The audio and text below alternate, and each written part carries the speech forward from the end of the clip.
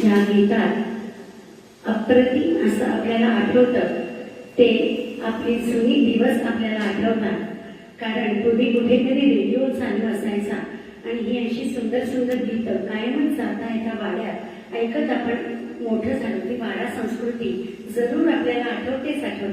ही गीतं जी आहेत तीच आपल्या भावविश्वाचा एक महत्वाचा भाग आहे. ऐकूया.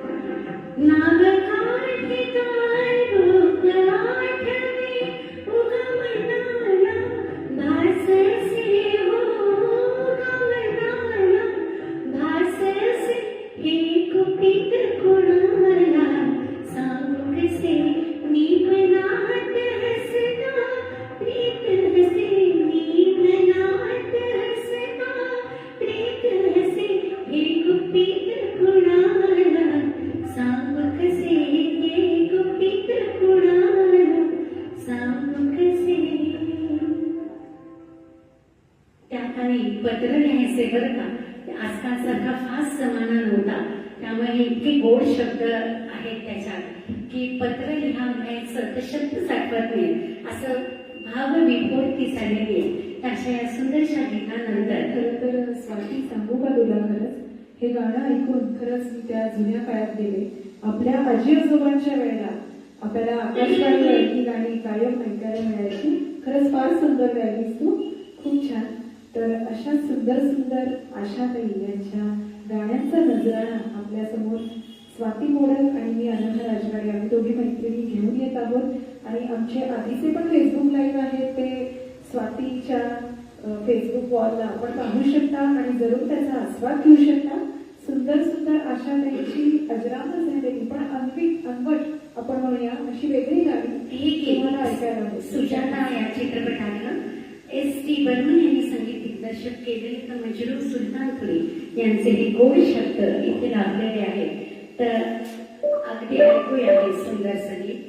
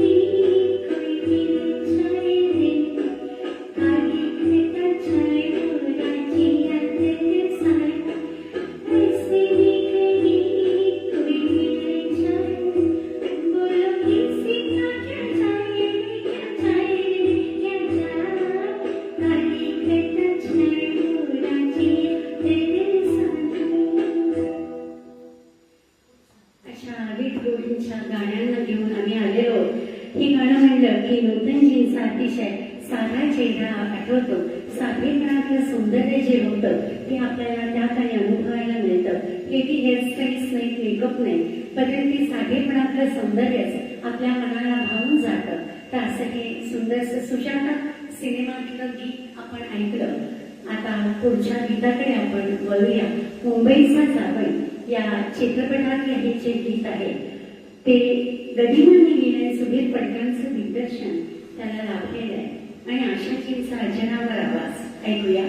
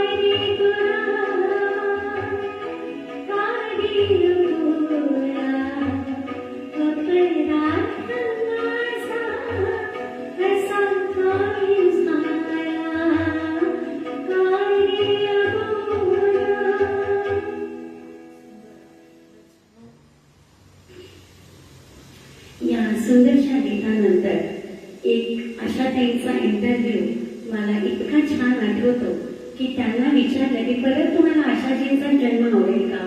त्या म्हणल्या का नाही, आशा भोसलेच परत मला व्हायला आवडेल, तर काही राहिलेल्या इच्छा मी पूर्ण करेन, मी शिक्षण घेईन, जे माझं या जन्मात म्हणावं तसं पूर्ण झालं नाही जे स्वप्न ते मी नक्की परत आशा भोसले झाले तर गाण्याबरोबर मी शिक्षण देखील घेईन असं त्या म्हणाल्या.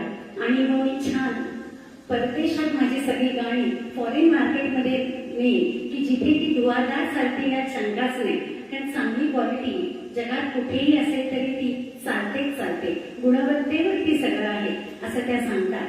पुढचं जे गाणं आहे ते चैत्री चैत म्हणजे जिंकला रे जिंकला असा त्याचा शाब्दिक अर्थ होतो. जैत रे जैत या सुंदरशा चित्रपटातलं पद्मश्री नाथ महानो रामकवी यांनी लिहिलेलं आणि मी या त्यांच्या गावात त्यांनी हे गीत लिहिलंय.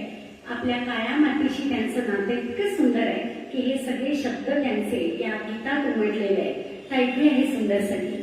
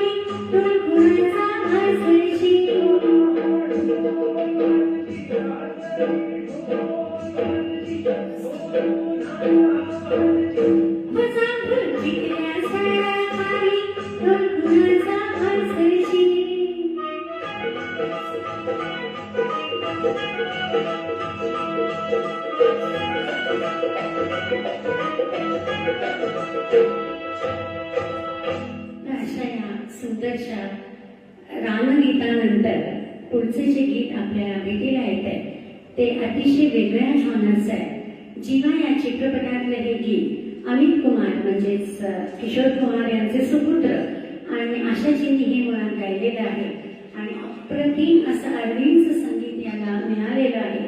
तर असं एकदम गुलजारने लिहिलेले गोड शब्द आणि अरविंदचं सुंदर ऑर्केस्ट्रायझेशन असलेलं हे गाणं आपल्या मनाला नक्कीच प्रसन्न करेल यात शंकाच नाही. ऐकूया.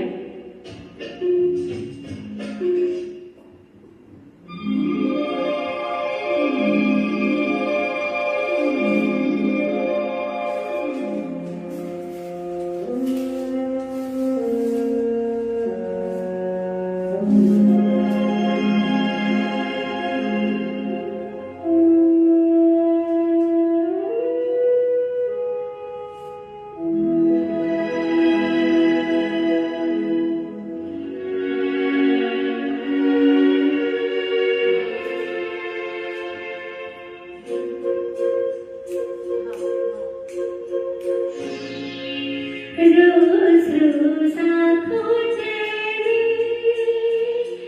रोज रोज आँखों तेरी, ला ला ला ला ला ला, रोज रोज आँखों तेरी, एक ही सपना चले रात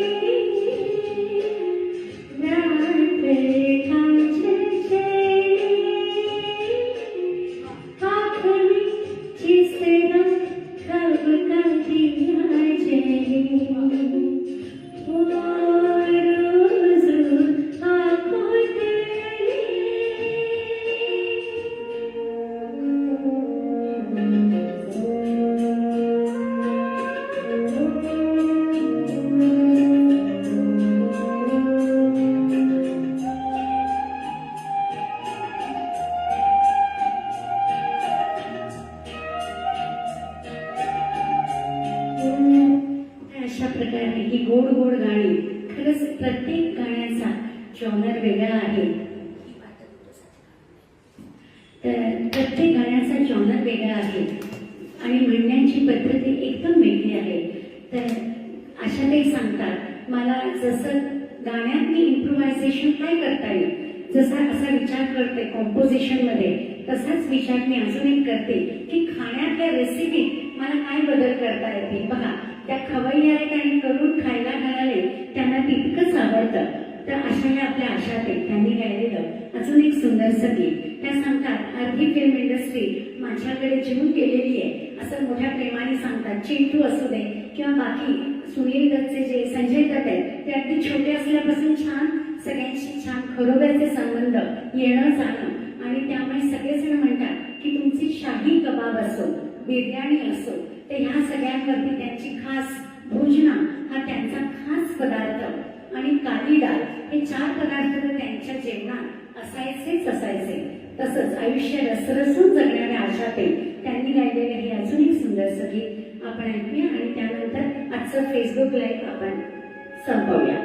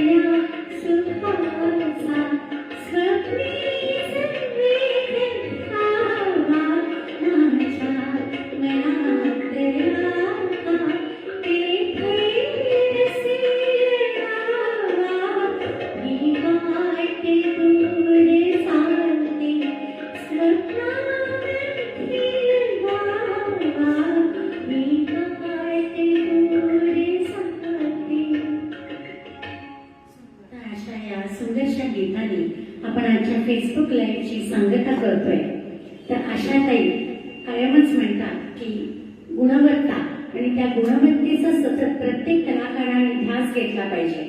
90व्या वर्षी जेव्हा 90 वर्षाचे ॲव्हरेज लोक खरोखरी अंथरुणाला खिळलेली असतात तेव्हा त्या 90व्या वर्षी दुबईला स्टेज शो करत होत्या, ते सुद्धा 3 तास उभं राहून.